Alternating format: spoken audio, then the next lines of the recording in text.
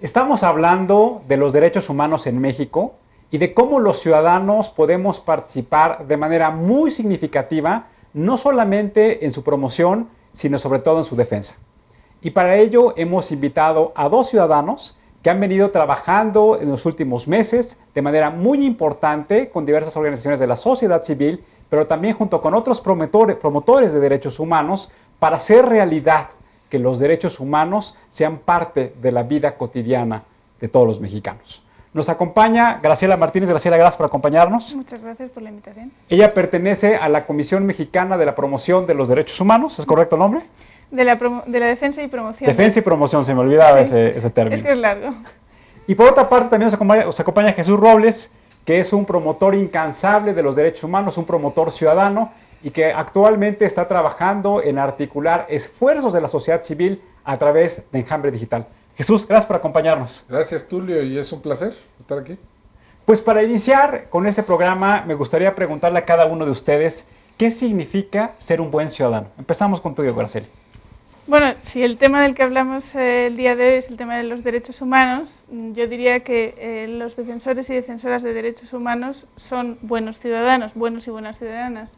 Y ¿qué significa ser defensor de derechos humanos? Pues ser defensor de derechos humanos es un concepto muy amplio, reconocido por las Naciones Unidas.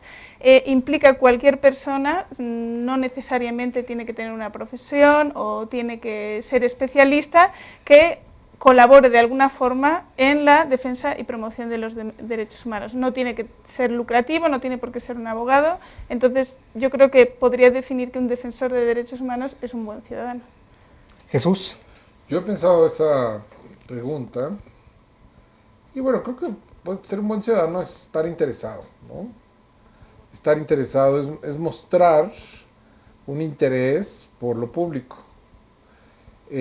No necesitas ser un defensor. Los defensores, estoy de acuerdo, son buenos ciudadanos y ciudadanas. Quizá están muy interesados, es un poquito más el nivel de interés que tienen. Pero para ser un buen ciudadano hay que estar interesado. Primero hay que estar informado y hay que ser crítico con la información. ¿De qué manera se puede ser crítico? Platicando con otros. Oye, yo me enteré de esto. ¿Qué sabes de esto? Y a veces los núcleos, si pensamos el gran ciudadano es aquel que salva al mundo, el que tiene una gran iniciativa ciudadana, no, es el que habla con su familia, el que pone a prueba sus ideas en su entorno, el que discute y se enriquece a través del diálogo. Ese es ser un buen ciudadano. Si tuviéramos muchos de esos, creo que de otro país sería. Yo creo, no sé. Para seguir con esta conversación, me gustaría, porque este es un programa ciudadano, que en términos muy coloquiales nos platicaran a nuestros amigos cuál es el estado de situación actual en México de los derechos humanos. Graciela. Bueno, pues la situación de los derechos humanos actualmente es muy grave. Yo creo que el trabajo de los defensores y defensoras de derechos humanos que existen en México es una muestra representativa de la situación de los derechos humanos.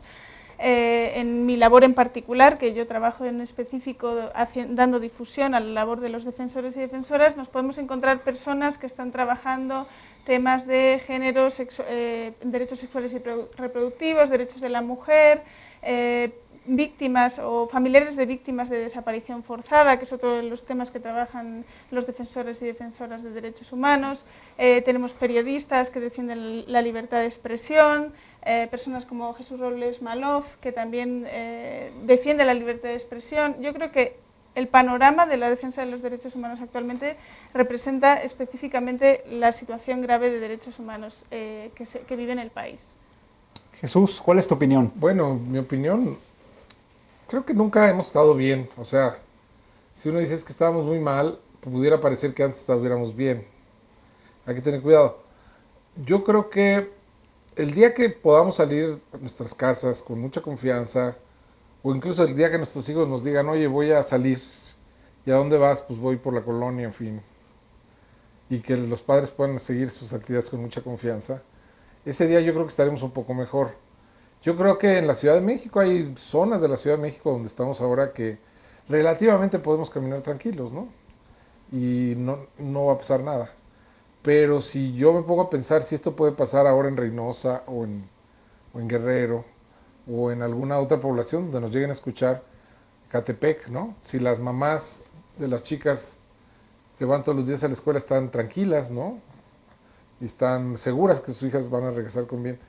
El día que estemos en ese nivel de tranquilidad que hay que aspirar y que hay que lograr, que luchar, que se logre, ese día estaremos bien y no estamos ahí.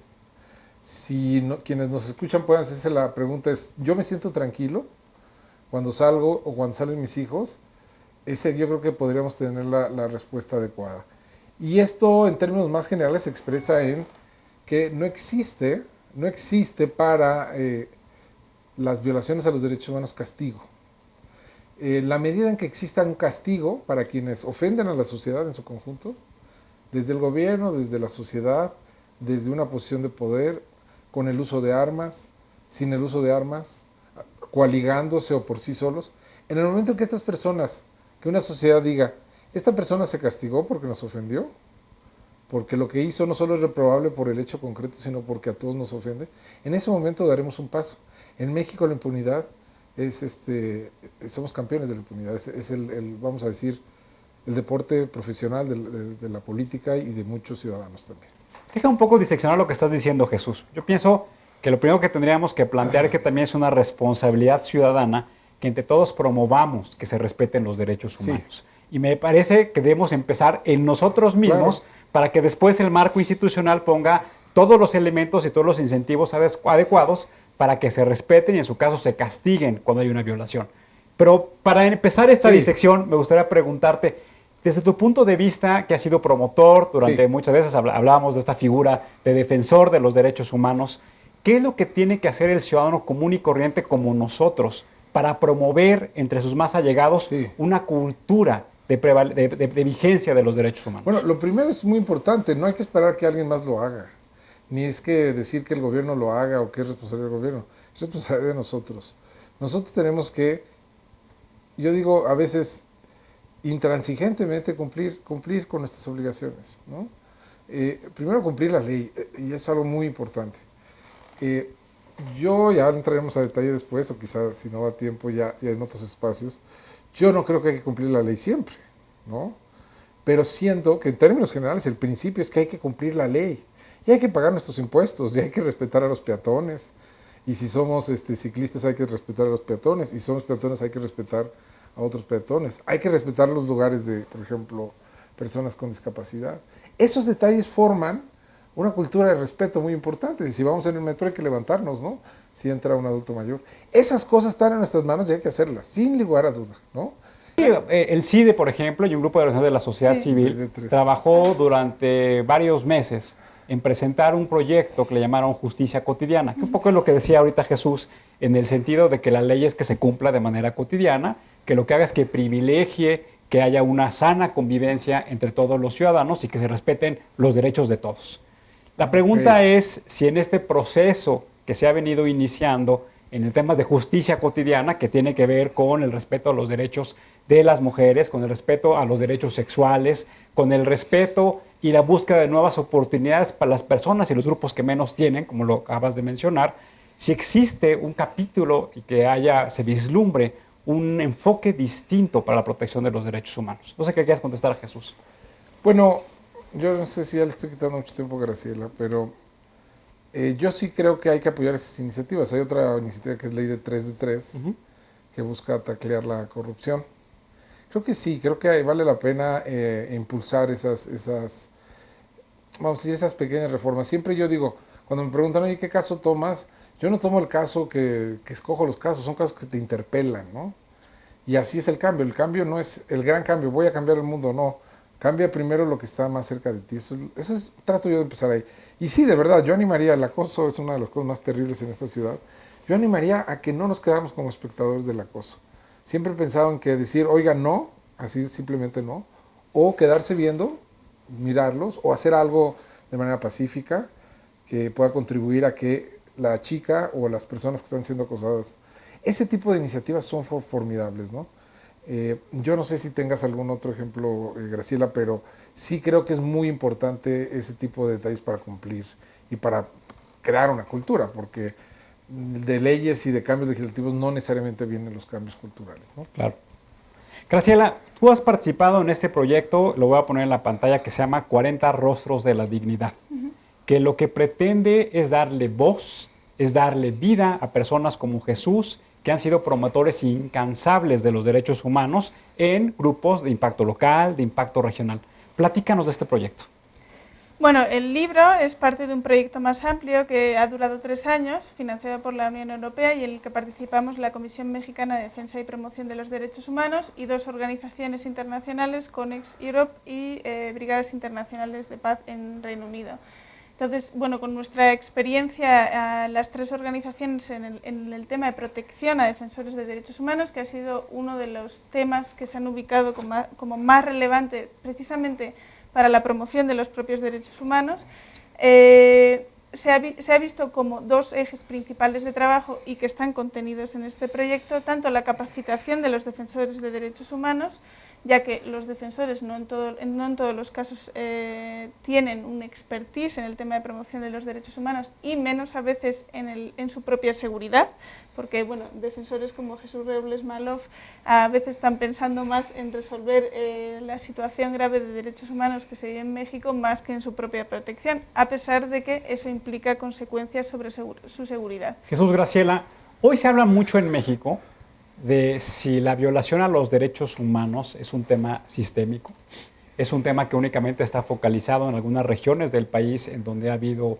una pugna importante entre grupos delincuenciales, o si realmente nada más se refiere a un hecho casuístico de que tal vez un ciudadano venía pasando por ahí. ¿Cuál sería su visión respecto a la vigencia de los derechos humanos en México? Bueno, la situación de violaciones a los derechos humanos es generalizada en México. Evidentemente, en cada región hay un contexto distinto, cada estado tiene su particularidad y sus problemáticas. Entonces, dependiendo del estado o la región, puedes encontrar distintos tipos de violaciones a los derechos humanos. Por ejemplo, en el caso de Oaxaca, y ahí en el libro podemos encontrar varios casos, tiene que ver, la mayor parte de las luchas contra las violaciones a derechos humanos tiene que ver con la tierra y el territorio. Entonces encontramos varios defensores, como Betina, que ya lo nombró antes Jesús, o también está María Isabel, de la Asamblea Popular del Pueblo Juchiteco, que son defensores y defensoras de derechos humanos que luchan contra la instalación de energía eólica sin garantizar el derecho a la consulta, por ejemplo, de los pueblos indígenas, que es un derecho que está garantizado a nivel internacional. Creo que con esto estamos concluyendo el programa. El respeto a la dignidad y a la vida de la persona debe ser un elemento básico de la convivencia entre todos los ciudadanos. ¿Cómo tú definirías la dignidad de la persona, Graciela? Pues la dignidad de la persona yo creo que está muy vinculada con el respeto. O sea, creo que el respeto es fundamental en el desarrollo social de cualquier país. El respeto a la persona que tienes al lado creo que te hace digno a ti y estás al mismo tiempo dignificando a la persona que tienes enfrente. Entonces yo creo que si quisiéramos definir de alguna forma la dignidad, creo que sería principalmente el respeto y en particular y más concretamente podría ser a través del respeto a los derechos humanos, ¿no? Pues muchas gracias, Graciela, muchas gracias, Jesús. Gracias por el trabajo ciudadano que realizan todos los días y gracias por las iniciativas que han venido impulsando y sobre todo por ayudarles a las personas que tienen poca esperanza, a las personas que están en condiciones de marginación, en condiciones de pobreza, que no tienen el entendimiento claro de cómo poder acceder a los sistemas de justicia y que desafortunadamente son producto de la impunidad, son producto de la corrupción y son producto de los abusos que hay en nuestro país. Gracias por su trabajo, ciudadano. Muchas gracias. Gracias a ustedes. Con esto terminamos el día de hoy. Quisiéramos quedarnos con la idea que nos acaba de mencionar tanto Graciela como Jesús, que la dignidad de la persona debe ser uno de los elementos básicos en el cual debemos trabajar todos los ciudadanos. Yo que comparto con Jesús de que no hay dolor más grande que una familia no pueda acceder a un sistema de justicia que, como su nombre lo dice, sea justo. Un sistema de justicia que sea accesible para todos y que todos tengamos las mismas oportunidades para poder vivir en un Estado de Derecho, para poder vivir en plena convivencia, pero sobre todo en donde los derechos de nuestros hijos, de nuestros padres, de nuestros compañeros sean la parte más importante de la acción gubernamental. Nos vemos en la próxima y recuerden, ante todo, seamos buenos ciudadanos. Hasta la próxima.